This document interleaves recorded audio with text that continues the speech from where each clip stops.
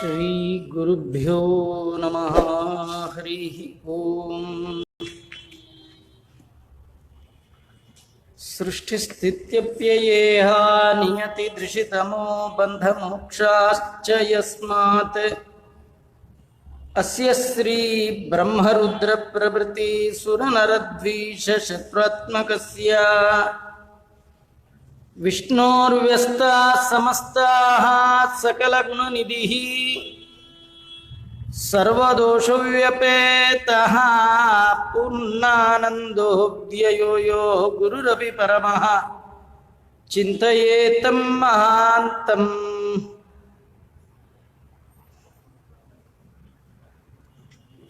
ಓಂ ಜನ್ಮಾದ್ಯಸ್ಯ ಯತೋನ್ವಯಾದಿತರತಶ್ಚಾರ್ಥೇಷ್ವವಿಘ್ನಸ್ವರಾಟ್ ತೇನೇ ಬ್ರಹ್ಮಹೃದಯಾದಿಕವಯೇ ಮುಖ್ಯಂತಿ M ಸೂರಯಃ ತೇಜೋ ವಾರಿಮೃದಂ ಯಥಾ ವಿನಿಮಯೋ ಯತ್ರ ತ್ರಿಸರ್ಗೋ ಮೃಷಾ ಧಾಮ್ನಾ ಸ್ವೇನ ಸದಾ ನಿರಸ್ತಕುಹಕಂ ಸತ್ಯಂ ಪರಂ ಧೀಮಹಿ. ವಂದೇ ವಂದಾರು ಮಂದಾರಂ ವೃಂದಾವನ ವಿನೋದಿನಂ ವೃಂದಾವನ ಕಲಾನಾಥಂ ಪುರುಷೋತ್ತಮಮದ್ಭುತಂ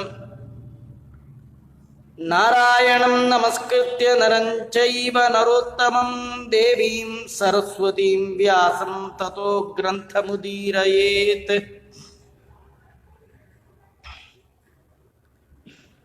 ಬುದ್ಧಿರ್ಬಲಂ ಯಶೋಧೈರ್ಯಂ ನಿರ್ಭಯತ್ವಮರೋಗತಾ ಜಾಡ್ಯಂ ವಾಕ್ಪಟುತ್ವಂಚ ಹನುಮತ್ಸ್ಮರಣಾತ್ ಭವೇತ್. ಭವತಿ ಯದನುಭಾವಾತ್ ಏಡಮೂಕೋಪಿ ವಾಗ್ಮಿ ಜಡಮತಿರಪಿ ಜಂತುರ್ಜಾಯತೆ ಪ್ರಾಜ್ಞಮೂಲಿಃ. ಸಕಲವಚನಚೇತೋ ದೇವತಾ ಭಾರತೀ ಸಾ ಮಮ ವಚಸಿ ನಿಧತ್ತಾಂ ಸನ್ನಿಧಿಂ ಮಾನಸೇ ಚ. ಯಂ ಪ್ರವ್ರಜಂದಮನುಪೇತಮಪೇತಕೃತ್ಯಂ ದ್ವೈಪಾಯನೋ ವಿರಹಕಾತರ ಆಜುಹಾವ. ಪುತ್ರೇತಿ ತನ್ಮಯತಯಾ ತರವೋಪಿ ನೇದುಃ ತಂ ಸರ್ವಭೂತಹೃದಯಂ ಮುನಿಮಾನತೋಸ್ಮಿ. ನಮೋಸ್ತು ತಾತ್ವಿಕಾ ದೇವಾಃ ವಿಷ್ಣು ಭಕ್ತಿ ಪರಾಯಣಾಃ ಧರ್ಮ ಮಾರ್ಗೇ ಪ್ರೇರಯಂತು ಭವಂತಃ ಸರ್ವ ಏವ ಹಿ. ಅರ್ಥಕಲ್ಪಿತಕಲ್ಪೋಯಂ ಪ್ರತ್ಯರ್ಥಿಗಜಕೇಸರಿ ವ್ಯಾಸತೀರ್ಥ ಗುರುರ್ಭೂಯಾತ್ ಅಸ್ಮದಿಷ್ಟಾರ್ಥಸಿದ್ಧಯೇ. ತಪೋ ವಿದ್ಯಾ ವಿರಕ್ತ್ಯಾದಿ ಸದ್ಗುಣೌಘಾಕರಾನಹಂ ವಾದಿರಾಜಗುರುನ್ ವಂದೇ ಹಯಗ್ರೀವ ಪದಾಶ್ರಯಾನ್. ಮೂಕೋಪಿ ಯತ್ಪ್ರಸಾದೇನ ಮುಕುಂದಶಯನಾಯತೆ ರಾಜರಾಜಾಯತೆ ರಿಕ್ತೋ ರಾಘವೇಂದ್ರಂ ತಮಾಶ್ರಯೇ. ತಪಸ್ವಾಧ್ಯಾಯ ಶುಶ್ರೂಷಾ ಕೃಷ್ಣ ಪೂಜಾರತಂ ಮುನಿಂ ವಿಶ್ವೇಶಂ ಇಷ್ಟದಂ ವಂದೇ ಪರಿವ್ರಾಟ್ ಚಕ್ರವರ್ತಿನಂ. ಆಪಾದಮೌಲಿ ಪರ್ಯಂತಂ ಗುರುಣಾಂ ಆಕೃತಿಂ ಸ್ಮರೇತ್ ತೇನ ವಿಘ್ನಾಃ ಪ್ರಣಶ್ಯಂತಿ ಸಿದ್ಧ್ಯಂತಿ ಚ ಮನೋರಥಾಃ. ಸ್ವಸ್ತಿಸ್ತು ಸತಾಂ ಅಶೇಷ ಸನ್ಮಂಗಲಾನಿ ಭವಂತು. ಶ್ರೀ ಗುರುಭ್ಯೋ ನಮಃ. ಹರಿ ಓಂ.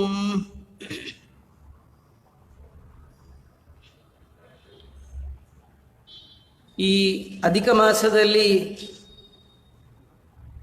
ಮಾಡುವಂತಹ ಒಂದು ವಿಶೇಷ ದಾನ, ಅಪೂಪ ದಾನ ಅಂತ ಏನು ಹೇಳ್ತಾ ಇದ್ದಾರೆ, ಅದರಲ್ಲಿ 33 ಅಪೂಪಗಳಲ್ಲಿ ಭಗವಂತನ 33 ರೂಪಗಳ ಚಿಂತನೆಯನ್ನ ಮಾಡಲಿಕ್ಕೆ ಹೇಳ್ತಾ ಇದ್ದಾರೆ. ಅದು ಯಾವುದು ಅನ್ನೋದನ್ನ ಪುರಾಣ ಅಂತರಗಳಲ್ಲಿ ತಿಳಿಸ್ತಾ ವಿಷ್ಣುಂ ಜಿಷ್ಣುಂ ಮಹಾವಿಷ್ಣುಂ ಹರಿಂ ಕೃಷ್ಣಂ ಅದೋಕ್ಷಜಂ ಕೇಶವಂ ಮಾಧವಂ ರಾಮಂ ಅಚ್ಯುತಂ ಪುರುಷೋತ್ತಮಂ ಗೋವಿಂದಂ ವಾಮನಂ ಶ್ರೀಶಂ ಶ್ರೀಕಂಠಂ ವಿಶ್ವಸಾಕ್ಷಿಣಂ ನಾರಾಯಣಂ ಮಧುರಿಪುಂ ಅನಿರುದ್ಧಂ ತ್ರಿವಿಕ್ರಮಂ ವಾಸುದೇವಂ ಜಗದ್ಯೋನಿಂ ಅನಂತಂ ಶೇಷಶಾಯಿನಂ ಸಂಕರ್ಷಣಂಚ ಪ್ರದ್ಯುಮ್ನಂ ದೈತ್ಯಾರಿಂ ವಿಶ್ವತೋಮುಖಂ ಜನಾರ್ದನಂ ದರಾವಾಸಂ ದಾಮೋದರಮಗಾರ್ಧನಂ ಶ್ರೀಪತಿಂಚ ತ್ರಯತ್ರಿಂಶತ್ ಉದ್ದಿಶ್ಯ ಪ್ರತಿನಾಮಭಿಃ. 33 ಭಗವದ್ ರೂಪಗಳು ಅಂತ ಪುರಾಣಾಂತರಗಳಲ್ಲಿ ಕೆಲವು ನಾಮಗಳ ವ್ಯತ್ಯಾಸ ಹೇಳ್ತಾರೆ. ಇಲ್ಲಿ ಬರುವಂತಹ ಧರಾವಾಸ, ದಾಮೋದರ, ಅಘಾರ್ಧನ ಅನ್ನುವ 3 ಹೆಸರುಗಳು ಬದಲಿಗೆ ಪದ್ಮಪುರಾಣದಲ್ಲಿ ಇದೇ ಶ್ಲೋಕವನ್ನ ತಿಳಿಸ್ಕೊಡ್ತಾ ಅಲ್ಲಿ ಧರಾಧರ, ಶ್ರೀಧರ, ಗರುಡಧ್ವಜ ಅಂತ 3 ನಾಮಗಳ ಹೆಸರು ಮಾತ್ರ ಬದಲಾಗಿದೆ. ಮಂತ್ರೈರೇತಶ್ಚ ಯೋ ದದ್ಯಾತ್ ತ್ರಯತ್ರಿಂಶದಪೂಪಕಂ ಪ್ರಾಪ್ನೋತಿ ವಿಪುಲಾಂ ಲಕ್ಷ್ಮೀಂ ಪುತ್ರಪೌತ್ರಾದಿ ಸಂತತಿಂ. ಈ ಮಂತ್ರಗಳನ್ನ ಹೇಳ್ತಾ 33 ಅಪೂಪಗಳನ್ನ ಯಾರು ಯುಕ್ತವಾದ ರೀತಿಯಿಂದ, ವಿಹಿತ ರೀತಿಯಿಂದ ದಾನ ಮಾಡ್ತಾ ಇದ್ದಾರೆ ಅವರು ವಿಪುಲವಾದ ಸಂಪತ್ತನ್ನ ಪಡಿತಾ ಇದ್ದಾರೆ. ಮೊಮ್ಮಕ್ಕಳು, ಮರಿಮಕ್ಕಳು ಇವೇ ಮೊದಲಾದ ಸಂತತಿ ವೃದ್ಧಿ ಆಗತ್ತೆ. ಅದರಲ್ಲಿ ಮೊದಲು 8 ಜನ ವಸುಗಳು, 33 ಜನ ದೇವತೆಗಳಲ್ಲಿ ಅಂತರ್ಯಾಮಿಯಾದ ಭಗವಂತನ 33 ರೂಪ ಆದರೆ ಅಧಿಷ್ಠಾತ್ರಿಗಳಾಗಿರ್ತಕ್ಕಂಥ ದೇವತೆಗಳು ಅದು 8 ಜನ ವಸುಗಳು, 11 ರುದ್ರರು, 12 ಆದಿತ್ಯರು. 12 ಆದಿತ್ಯರು ಅಂದರೆ 12 ಜನ ಆದಿತ್ಯರು, 8 ಜನ ವಸುಗಳು ಅಂದರೆ 20 ಆಯಿತು. 11 ಜನ ರುದ್ರ ದೇವತೆಗಳು, 11 ರುದ್ರರು 31. ಮತ್ತೊಂದು ಪ್ರಜಾಪತಿ ವಷಟ್ಕಾರ ಅಂತ 2. ಹೀಗೆ ಈ ಅಧಿಷ್ಠಾತೃವಾಗಿರ್ತಕ್ಕಂತಹ 33 ಜನ ದೇವತೆಗಳ ಒಳಗೆ ಭಗವಂತನ 33 ರೂಪ. ಅದರಲ್ಲಿ 8 ಜನ ವಸುಗಳು ಅಂತಂದ್ರೆ ದ್ರೋಣ ಅಂತ ಒಬ್ಬ ವಸು. ಆ ವಸುವನ್ನ ಅಪೂಪದಲ್ಲಿ ಆವಾಹನೆ ಮಾಡಿ ಅಂತರ್ಯಾಮಿಯಾದ ಭಗವಂತನ ಒಂದು ಮೊದಲ ರೂಪ ಅದು ವಿಷ್ಣವೇ ನಮಃ ಅಂತ ಹೇಳಿ ಚಿಂತನೆ ಮಾಡಬೇಕು. 2ನೆಯ ರೂಪ ಬಂದು ಭಗವಂತನದು ಅಧಿಷ್ಠಾತೃವಾಗಿರ್ತಕ್ಕಂತಹ ರೂಪ ಅರ್ಕ ಅಂತ. ಅರ್ಕ ಅನ್ನುವ ವಸುವಿನ ಒಳಗೆ ಭಗವಂತನ ರೂಪ ಶ್ರೀ ಹರಿ ಅಂತ ಚಿಂತನೆ ಮಾಡಬೇಕು, ಹರಿಯ ರೂಪ. ಆಮೇಲೆ 3ನೆಯ ವಸು ಪ್ರಾಣ ಅಂತ. ಅಂತರ್ಯಾಮಿಯಾದ ಭಗವಂತನ ರೂಪ ಕೇಶವ ಅಂತ. ಧ್ರುವ ಅಂತ ವಸುವಿನ ರೂಪ. ಅಂತರ್ಯಾಮಿಯಾಗಿ ಭಗವಂತನನ್ನ ಜಿಷ್ಣು ಅಂತ ಹೇಳಿ ಉಪಾಸನೆ ಮಾಡಬೇಕು. ಮತ್ತೊಂದು ವಸುವಿನ ರೂಪ ಅಗ್ನಿ. ಅಲ್ಲಿ ಕೃಷ್ಣ ಅಂತ ಭಗವಂತನ ಚಿಂತನೆ ಮಾಡಬೇಕು. ವಿಭಾವಸು ಅಂತ ವಸುವಿನ ರೂಪ, ಒಳಗೆ ಮಾಧವನ ಚಿಂತನೆ ಮಾಡಬೇಕು. ದೋಷ ಅಂತ ವಸುವಿನ ರೂಪ, ಒಳಗೆ ಮಹಾವಿಷ್ಣುವಿನ ಚಿಂತನೆ ಮಾಡಬೇಕು. ದ್ಯು ಅನ್ನುವಂತಹ ವಸುವಿನ ರೂಪ, ದ್ಯುನಾಮಕ ವಸುವೆ ಭೀಷ್ಮಾಚಾರ್ಯರಾಗಿ ಬಂದದ್ದು ನಾವೆಲ್ಲ ಕೇಳ್ತೇವೆ. ಅಂತ ದ್ಯುನಾಮಕ ವಸು ಒಳಗೆ ಭಗವಂತನ ರೂಪ ಅಧೋಕ್ಷಜ ಅಂತ. ಇದು 8 ಅಪೂಪಗಳಲ್ಲಿ ಆ ಭಗವಂತನ ರೂಪವನ್ನು ಆವಾಹಿಸಿ ಚಿಂತಿಸಿ ಪುರುಷೋತ್ತಮನ ಪೂಜೆ ಮಾಡಿ ಆಮೇಲೆ ಅದನ್ನು ಕೃಷ್ಣಾರ್ಪಣ ಮಾಡಬೇಕು. ಏಕಾದಶ ರುದ್ರರು ಭೀಮ, ಅಜೈಕಪಾದ್, ಭವ, ವೃಷಾಕಪಿ, ರೈವತ, ಮಹಾನ್, ವಾಮದೇವ, ಅಹಿಬುದ್ನಿ, ಓಜ, ಬಹುರೂಪ, ಉಗ್ರ ಅಂತ ಇದು 11 ರೂಪಗಳು ಏಕಾದಶ ರುದ್ರರು. ಅದರಲ್ಲಿ ಭೀಮ ಅನ್ನುವ ರುದ್ರ ರೂಪದ ಒಳಗೆ ಭಗವಂತನ ರಾಮರೂಪದ ಚಿಂತನೆ ಮಾಡಬೇಕು. ರೈವತ ಅನ್ನುವ ರುದ್ರ ರೂಪದ ಒಳಗೆ ಅಚ್ಯುತನ ಚಿಂತನೆ. ಓಜ ಅನ್ನುವ ಭಗವದ್ ರೂಪ, ಅಲ್ಲಿ ಪುರುಷೋತ್ತಮನ ಚಿಂತನೆ. ಅಜೈಕಪಾತ್ ಅಂತ ಹೇಳಿ ರುದ್ರದೇವರ ರೂಪ, ಅದರಲ್ಲಿ ಗೋವಿಂದನ ಚಿಂತನೆ. ಮಹಾನ್ ಅಂಥೇಳಿ ರುದ್ರ ರೂಪ, ಅಲ್ಲಿ ವಾಮನನ ಚಿಂತನೆ. ಬಹುರೂಪ ಅಂತ ಭಗವಂತನ ಒಂದು ರೂಪ, ಅಲ್ಲಿ ಶ್ರೀಶಾಯ ನಮಃ. ರುದ್ರದೇವರ ರೂಪ ಭವ, ಅಲ್ಲಿ ಶ್ರೀಕಂಠ ಅನ್ನುವ ಭಗವಂತನ ಚಿಂತನೆ. ವಾಮದೇವ ಅಂತ ರುದ್ರದೇವರ ರೂಪ, ಅಲ್ಲಿ ದೇವರ ಚಿಂತನೆ. ವಿಶ್ವಸಾಕ್ಷಿಣೇ ನಮಃ. ರುದ್ರದೇವರ ಒಂದು ರೂಪ ಉಗ್ರಾಯ ನಮಃ ಅಂತ, ಒಳಗೆ ನಾರಾಯಣಾಯ ನಮಃ ಅಂತ ಚಿಂತನೆ ಮಾಡಬೇಕು. ಮತ್ತೆ ವೃಷಾಕಪಿ ಅಂತ ರುದ್ರದೇವರ ಒಂದು ರೂಪ, ಅದರಲ್ಲಿ ಮಧುರಿಪವೇ ನಮಃ ಅಂತ ಚಿಂತನೆ ಮಾಡಬೇಕು. ಅಹಿಬುದ್ನಿ ಅಂತ ರುದ್ರದೇವರ ರೂಪ, ಅಲ್ಲಿ ಭಗವಂತನ ಅನಿರುದ್ಧ ರೂಪದ ಚಿಂತನೆ ಮಾಡಬೇಕು. 12 ಜನ ಆದಿತ್ಯರು, ಭಗವಂತನ 12 ರೂಪಗಳನ್ನು ಅಲ್ಲಿ ಚಿಂತನೆ ಮಾಡಬೇಕು. 12 ದ್ವಾದಶಾದಿತ್ಯರು ಅಂದರೆ ವಿಭಸ್ವಾನ್, ಅರ್ಯಮ, ಪೂಷ, ತ್ವಷ್ಟೃ, ಸವಿತೃ, ಭಗ, ಧಾತೃ, ಪರ್ಜನ್ಯ, ವರುಣ, ಮಿತ್ರ, ಶಕ್ರ, ಉರುಕ್ರಮ ಅಂತ 12 ರೂಪಗಳು, ಭಗವದ್ ರೂಪಗಳು. ದ್ವಾದಶ ಆದಿತ್ಯರ ಒಳಗೆ 12 ಭಗವಂತನ ರೂಪದ ಚಿಂತನೆ. ಅದರಲ್ಲಿ ವಿಭಸ್ವಾನ್ ಅನ್ನುವ ಆದಿತ್ಯನ ರೂಪದ ಒಳಗೆ ತ್ರಿವಿಕ್ರಮನ ಚಿಂತನೆ ಮಾಡಬೇಕು. ತ್ವಷ್ಟೃ ಅನ್ನುವ ಆ ರೂಪದ ಒಳಗೆ ಅನಂತ ಅನ್ನುವ ಭಗವಂತನ ರೂಪದ ಚಿಂತನೆ ಮಾಡಬೇಕು. ಕುಡಿ ಎಲ್ಲ ಕೊಟ್ಬಿಡಿ, ಹಾಗೆ ನೋಡ್ಕೊಳ್ಳಿಕ್ಕೂ ಅನುಕೂಲ. ಈಗ ಏನು ಹೇಳ್ತಾ ಇದೆ ಅದು ಪೂಜೆ. ಮತ್ತೆ 33 ಯಾವುದೇ ಪದಾರ್ಥ ನೀವು ದಾನ ಮಾಡುವಾಗ ನೀವು ಇಲ್ಲಿ ಬಂದು ಅಥವಾ ಹೋಗಿ ಕೊಡುವ ಸಂದರ್ಭದಲ್ಲಿ ಅದನ್ನು ಮಂತ್ರಾಕ್ಷತೆ ಇಟ್ಕೊಂಡು ಪೂಜೆ ಮಾಡಲಿಕ್ಕಾಗಲ್ಲ.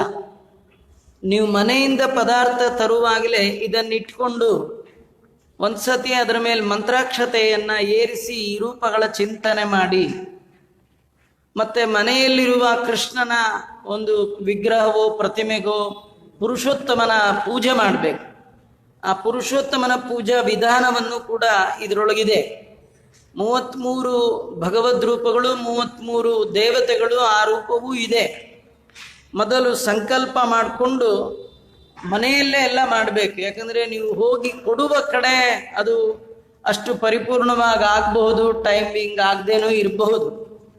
ಆ ಕಾರಣದಿಂದ ಸಂಕಲ್ಪ ಮಾಡುವಾಗ ಭಾರತೀಯ ರಮಣ ಮುಖ್ಯ ವಷಟ್ಕಾರ ಅಂತರ್ಗತ ಅದು ಏಕಾದಶ ರುದ್ರ, ದ್ವಾದಶ ಆದಿತ್ಯ, ಅಷ್ಟವಸ್ವಂತರ್ಗತ ಪ್ರಜಾಪತಿ, ವಷಟ್ಕಾರ ಅಂತರ್ಗತ ಭಾರತೀಯ ರಮಣ ಮುಖ್ಯ ಪ್ರಾಣಾಂತರ್ಗತ ಮಾಸ ನಿಯಾಮಕ ಶ್ರೀ ಪುರುಷೋತ್ತಮ ಪ್ರೇರಣೆಯ ಪುರುಷೋತ್ತಮ ಪ್ರೀತ್ಯರ್ಥಂ ಅಂತ ಹೇಳಿ ಮಮ ನಿಖಿಲ ಪಾಪ ಶಮನ ಪೂರ್ವಕ ಪುತ್ರ ಪೌತ್ರ ಧನಧಾನ್ಯಾದಿ ಎಲ್ಲ ಸಮೃದ್ಧಿಗೋಸ್ಕರವಾಗಿ, ಮತ್ತೆ ಲೋಕದ್ವಯ ಸುಖ ಹೇತು, ಇಹ ಮತ್ತು ಪರ ಎರಡರಲ್ಲಿ ಸುಖವನ್ನ ಹೊಂದುವ ಬಯಕೆಯಿಂದ ಭೂದಾನವೇ ಮೊದಲಾದ ಷೋಡಶ ಮಹಾದಾನಗಳನ್ನು ಮಾಡಿದ ಫಲ. ಮತ್ತೆ ಈ ಎಲ್ಲ ದಾನಗಳ ಮುಖ್ಯವಾದ ಫಲ ಭಗವಂತನ ಬಗ್ಗೆ ಅರಿವು, ಜ್ಞಾನಕ್ಕಾಗಿ. ಮತ್ತೆ ದೇವರನ್ನು ಬಿಟ್ಟು ಉಳಿದೆಲ್ಲ ಪದಾರ್ಥಗಳಲ್ಲಿ ಏನು ಕೆಟ್ಟ ಮಮಕಾರ ಇದೆ ಅದು ಹೋಗ್ಬೇಕು, ವೈರಾಗ್ಯ ಬರಬೇಕು. ವೈರಾಗ್ಯ ಅಂದರೆ ಹೇಯತಾ ಭಾವ, ಇದು ನಂದಲ್ಲ, ಇದು ಬಿಟ್ಟು ಹೋಗುವಂಥದ್ದು ಅನ್ನುವಂತಹ ಭಾವನೆ. ಈ ಬುದ್ಧಿ ಬರಬೇಕು ಅಂದರೆ ಅದಕ್ಕೆ ಒಂದು ದೊಡ್ಡ ಉಪಾಯ ಅಂದರೆ ದಾನ. ದಾನ ಅಂದರೆ ಆ ವಸ್ತು ಮೇಲಿರುವ ಮಮಕಾರವನ್ನು ತ್ಯಾಗ ಮಾಡಿಬಿಡೋದು, ನಂದಲ್ಲ ಅಂತ. ಸುಲಭವಾದದ್ದನ್ನು ಬಿಡೋದು ಸುಲಭ, ಕಷ್ಟಪಟ್ಟು ಸಂಪಾದನೆ ಮಾಡಿದ್ದನ್ನು ಬಿಡೋದು ಕಷ್ಟ. ಈ ಅಪೂಪ ಅಂದರೆ ಅದು ಕಷ್ಟಪಟ್ಟು ಮಾಡುವಂಥದ್ದು, ಸುಲಭವಾಗಿ ಮಾಡುವಂಥದ್ದಲ್ಲ. ಇಷ್ಟೆಲ್ಲ ಕಷ್ಟಪಟ್ಟದ್ದನ್ನ ಇದು ನಂದಲ್ಲ ಅಂತ ಕೊಡಬೇಕಾದ್ರೆ ಅದು ವೈರಾಗ್ಯ. ಮತ್ತೆ ಅದರಲ್ಲಿ ಭಗವದ್ ರೂಪಗಳು, ಎಷ್ಟು ಜನ ದೇವತೆಗಳು, ಆ ದೇವತೆಗಳ ಒಳಗಿರುವ ವಿಷ್ಣುವಿನ ರೂಪ ಚಿಂತನೆ ಮಾಡಿ ಆ ರೂಪಗಳಲ್ಲಿ ಜ್ಞಾನ ಮತ್ತು ಭಕ್ತಿ ಇದರ ಸಿದ್ಧಾರ್ಥವಾಗಿ ದಾನವನ್ನು ಮಾಡ್ತಕ್ಕಂಥದ್ದು. ಇದು ಎಲ್ಲ ಆಗಬೇಕಂದ್ರೆ ಹರಿವಾಯು ಗುರುಗಳ ಅನುಗ್ರಹಕ್ಕೋಸ್ಕರವಾಗಿ, ಮತ್ತು ಅಪೂಪದಲ್ಲಿರುವಂತಹ ಛಿದ್ರಗಳು, ಎಷ್ಟು ರಂಧ್ರಗಳಿದೆ ಅಷ್ಟು ಸಂಖ್ಯೆಯಲ್ಲಿ ಸ್ವರ್ಲೋಕ, ಉತ್ತಮವಾದ ಲೋಕದ ಪ್ರಾಪ್ತಿಗೋಸ್ಕರವಾಗಿ ಅಧಿಕ ಮಾಸ ಪ್ರಯುಕ್ತವಾಗಿ ಈ ಅಪೂಪ ದಾನವನ್ನು ಮಾಡ್ತಾ ಇದ್ದೇನೆ ಪುರುಷೋತ್ತಮನ ಪ್ರೀತಿ ಕಾಮನೆಯಿಂದ ಅಂತ ಸಂಕಲ್ಪವನ್ನು ಮಾಡಿಕೊಳ್ಬೇಕು.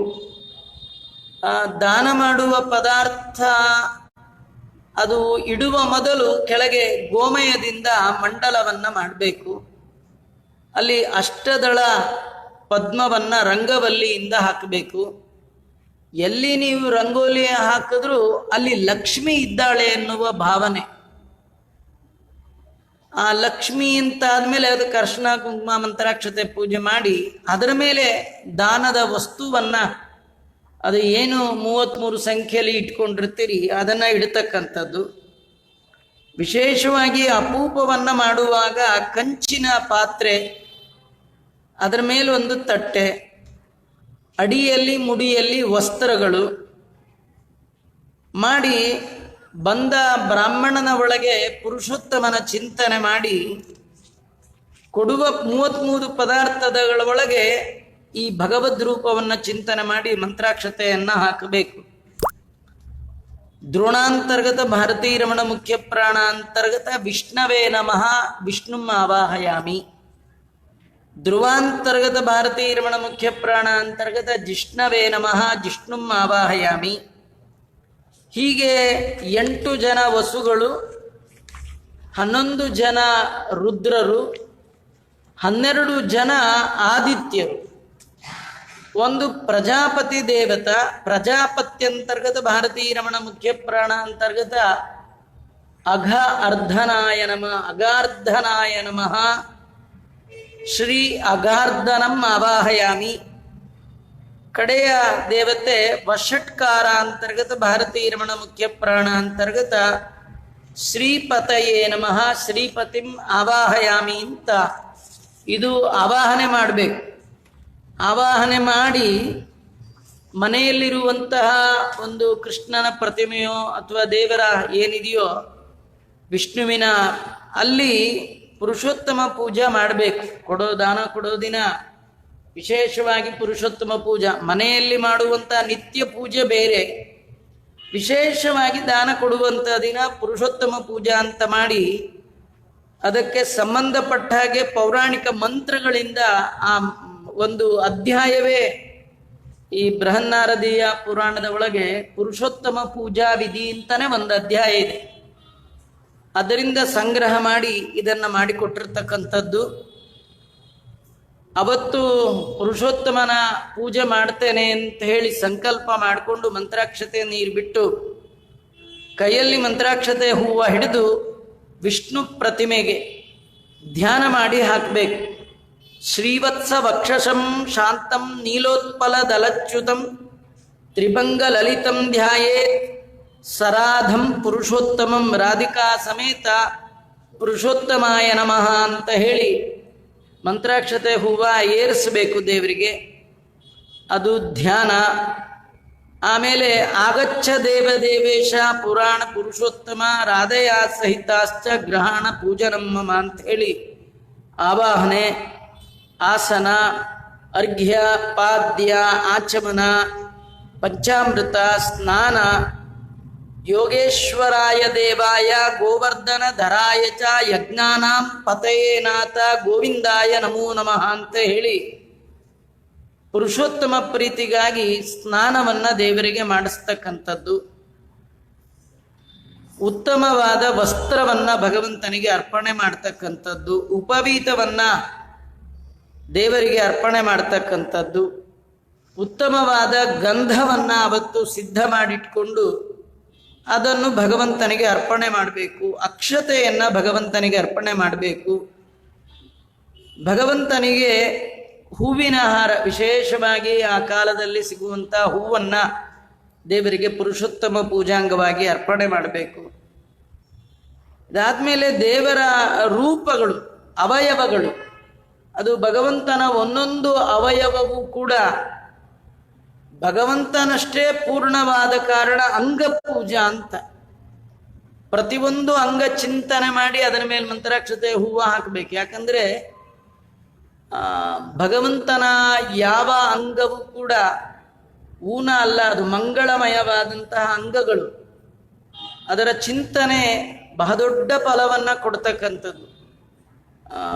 ಭಾಗವತ ತೃತೀಯ ಸ್ಕಂದದಲ್ಲಿ ದೇವರ ಅಂಗಾಲು ಚಿಂತನೆಗೆ ಕಪಿಲನಾಮಕ ಪರಮಾತ್ಮ ಹೇಳ್ತಾರೆ, ಸಂಚಿಂತಯದ್ ಭಗವತ ಚರಣ ಅರವಿಂದಂ ಬಾಹುಶ್ಚ ಮಂದರಗಿರೆ ಪರಿವರ್ತನೇನ. ಮಂದರ ಪರ್ವತವನ್ನ ಕಡೆದಂತಹ ಉತ್ತಮವಾದ ಬಾಹುಗಳ ಚಿಂತನೆ ಮಾಡಬೇಕು. ಊರು ಸುಪರ್ಣ ಭುಜಯೋಹೋ ಅಧಿಶೋಭಮಾನ. ಅವನ ತೊಡೆಗಳು ಗರುಡನ ಹೆಗಲಲ್ಲಿ ಆಸನವಾದಂತಹ ತೊಡೆಗಳು ಆ ಭಗವಂತಂದು. ಕಂಠಂಚ ಕೌಸ್ತುಭಮಣಿ, ಭಗವಂತನ ಕಂಠ ಅದು ಕೌಸ್ತುಭಮಣಿಯಿಂದ ಭೂಷಿತವಾಗಿರ್ತಕ್ಕಂಥ ಅತ್ಯದ್ಭುತವಾದ ಕಂಠ. ಅದು ಭಗವಂತನ ಮುಖಮಂಡಲ, ಭಗವಂತನ ಅದ್ಭುತವಾದ ಮುಂಗುರುಳು, ಪ್ರತಿಯೊಂದು ಅವಯವ ಅದರ ಚಿಂತನೆ ಮಾಡ್ತಾ ಒಂದೊಂದು ಅವಯವಕ್ಕೂ ನಮಸ್ಕಾರ ಹೇಳಬೇಕಂತ. ಅದೇ ಅಂಗಪೂಜಾ ಅಂತ.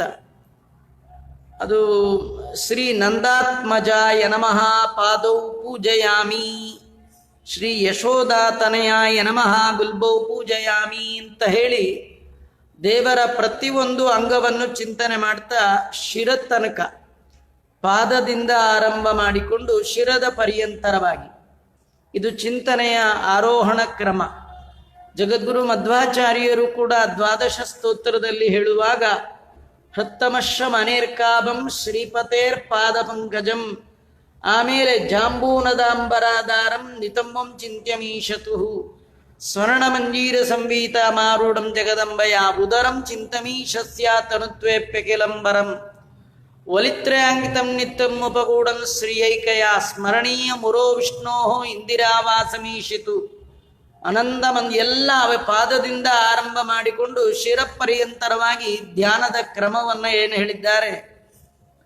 ದೇವರ ಪೂಜೆ ಮಾಡುವಾಗ ನಾವು ಅದೇ ರೀತಿ ಎಲ್ಲಿಯಾದರೂ ದೇವರನ್ನು ನೋಡುವ ಪ್ರಸಂಗ ಬಂದಾಗಲೂ ಅಪಾದ ಮೌಳಿ ಪರ್ಯಂತರವಾಗಿ ದೇವರ ದರ್ಶನ ಮಾಡಬೇಕು. ಪೂಜೆ ಮಾಡುವಾಗಲೂ ಮೊದಕ ಪಾದಕ ಪೂಜೆ, ಅಂಗಪೂಜಾ ಅಂತ ಕರೀತಾ ಇದ್ದಾರೆ. ಇದು ಬಹಳ ವಿಶೇಷ.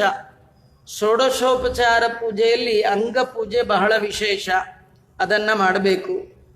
ಆಮೇಲೆ ದೇವರಿಗೆ ಅಷ್ಟೋತ್ತರ, ಅದು ವಿಷ್ಣು ಸಹಸ್ರನಾಮವು ಅಥವಾ ಕೃಷ್ಣ ಅಷ್ಟೋತ್ತರ ಬಂದರೆ ಶ್ರೀಕೃಷ್ಣಾಯ ನಮಃ ಕಮಲಾನಾಥಾಯ ನಮಃ ಅಂತ ಹೇಳಿ ಆ ಭಗವಂತನಿಗೆ 108 ನಾಮಗಳಿಂದ ಅವನಿಗೆ ಅರ್ಚನೆಯನ್ನು ಮಾಡ್ತಕ್ಕಂಥದ್ದು. ದೇವರಿಗೆ ಧೂಪವನ್ನು ದೀಪವನ್ನು ಅರ್ಪಣೆ ಮಾಡ್ತಕ್ಕಂಥದ್ದು. ಏನು ದಾನಕ್ಕೆ ಅಂತಿಟ್ಟಿದ್ದೀರಿ ಉತ್ತಮ ಪದಾರ್ಥ, ಅದನ್ನೇ ದೇವರಿಗೆ ನೈವೇದ್ಯ ಮಾಡಬೇಕು. ದೇವರಿಗೆ ಅನರ್ಪಿತವಾದದ್ದನ್ನು ಕೊಡಬಾರ್ದು, ಅರ್ಪಿತವಾದದ್ದನ್ನೇ ಬ್ರಾಹ್ಮಣರಿಗೆ ದಾನ ಮಾಡಬೇಕು. ಏನಂದ್ರೆ ಅರ್ಪಣೆ ಮಾಡುವ ವಸ್ತುಗಳ ಒಳಗೂ ದೇವರಿದ್ದಾನೆ, ಪೂಜೆಯನ್ನು ಸ್ವೀಕಾರ ಮಾಡುವ ಪ್ರತಿಮೆಯಲ್ಲೂ ದೇವರಿದ್ದಾನೆ. ಎರಡು ರೂಪಗಳ ಐಕ್ಯ ಚಿಂತನೆ ಮಾಡೋದೇ ನೈವೇದ್ಯ, ಮತ್ತೇನಿಲ್ಲ. ಇಲ್ಲಿರುವ ದೇವರೇ ಅಲ್ಲಿದ್ದಾನೆ, ಅಲ್ಲಿರುವ ದೇವರೇ ಇಲ್ಲಿದ್ದಾನೆ.